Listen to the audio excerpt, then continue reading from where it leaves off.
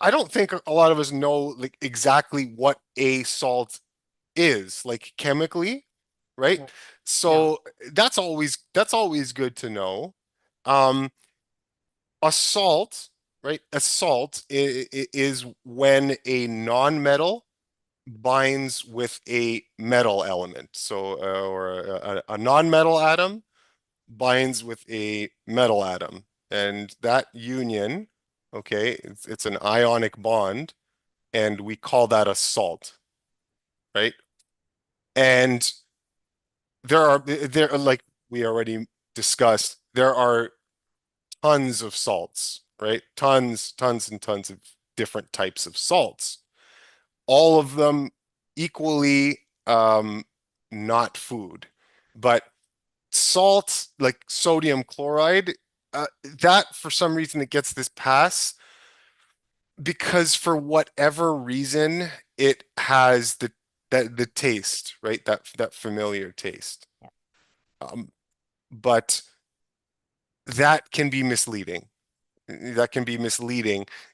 If you ignore how it tastes, all right, it's still just lumped in with all of these other salts in nature that nobody considers food, right?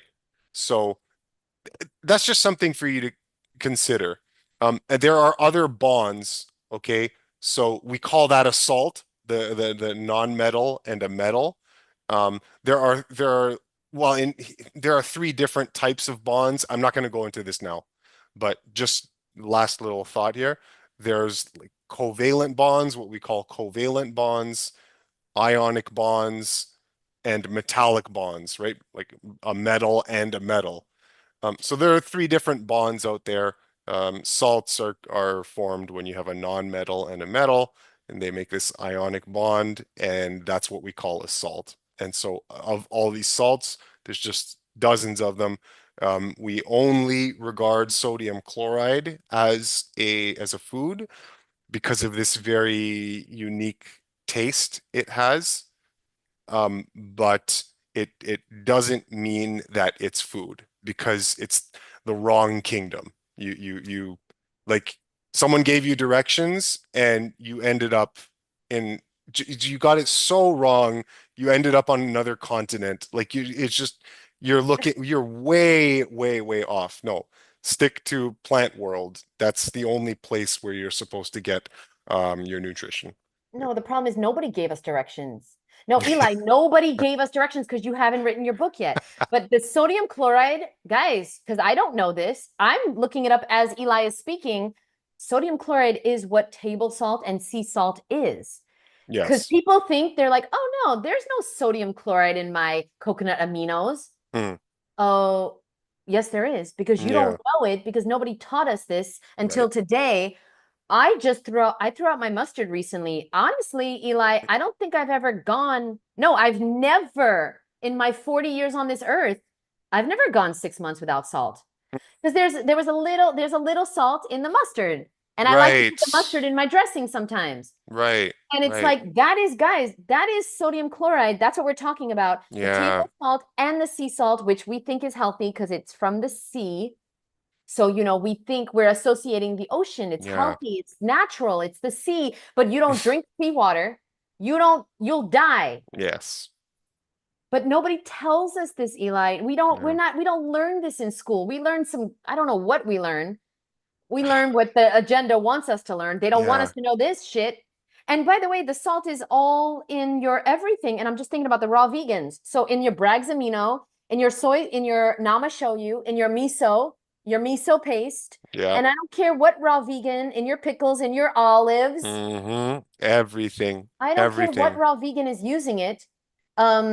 You're in your body, and if you have aches and pains, backaches, knee pain, this problem, bloating, chronic bloating is a sign that you're eating salt. Hmm. And I was bloated as a raw vegan for most of my fucking time as a raw vegan. Yeah. Why? Yeah. Sodium chloride. Right. Right. Nobody Right. tells us. Oops. The Yeah. seaweed, the seaweed Seaweed. too. Hmm. There's sodium chloride Everything. in the seaweed. Yes. It's in it literally is in everything. and it counts. It counts. It's so hidden. It's so easy to buy that product and not recognize, hey, there's salt added to this. But every time you do, every time you buy a product and you see that it's got salt, you ask yourself if you're the business, I don't know. I buy Kale chips, olives. kale chips. Kale chip. Okay, fine. I buy some kale chips. All right. I want some healthy kale chips. There's salt in the ingredients. Now, I am a business that is selling these kale chips. I have to make money. I have to make a profit. That's how it goes. I know that when people eat my kale chips, if I salt them with the cheapest, easiest, refined table white salt, they're not going to notice any real difference if I use, you know, premium yoga meditating upside down on the salt pile before he sells them. He That, eats it, he shits it out. It doesn't yeah, change like Eli taught yeah, us it does. Yeah, today. exactly. Yeah, they bless it, right? They're running ceremonies on it. It's twirling in circles, whatever, right? Before they sell you the salt. Okay, 88.99 for a tablespoon, all right? Go kill yourself. So, um, Literally. yeah, yeah. You No, are. not literally. No, not No, literally. you literally are killing yourself. You are doing it to Ah, yourself. You're yeah, paying. yeah. You're paying, so you are doing it. You're Continue. paying. Yeah. No, and so they are not using that salt, that premium yogi upside down salt. They're using refined table salts, right? Just refined as hell. And they know you're not gonna they have a business to run. So they need to addict you to the product, so they use salt, just like every smart business, every smart restaurant will use salt because they need you to be addicted to their food. And it'll be the cheapest type of food they can possibly find, right? Any of those products, you're asking for the cheapest salt that money can buy. And then the joke at the end of the day is that when you personally now go out to the store to buy salt, you're gonna drop all your money on that yogi upside down salt because you want to be healthy.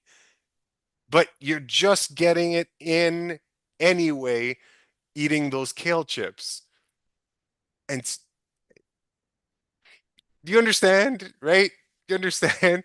You're just Yeah. it's coming in anyway if you play the restaurant game, right? Because Okay. you don't know. You don't know how they're preparing their stuff, and Yeah. I'm telling you, they're they're cutting corners.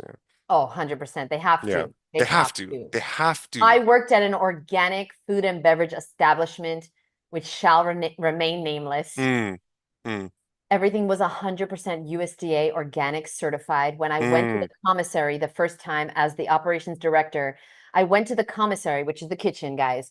I see boxes, cases of non-organic kale, non-organic lemons. I'm like, what's going on here? They're like, oh, well, they didn't have those available today. So I'm like, wait, but we're certified organic. They're like, well, we couldn't get it today and we have to make the juice and we need the Yeah. kale, we need the lemon. And I'm just like, how is this legal? Yeah. Well, Right. Right. we gonna move on.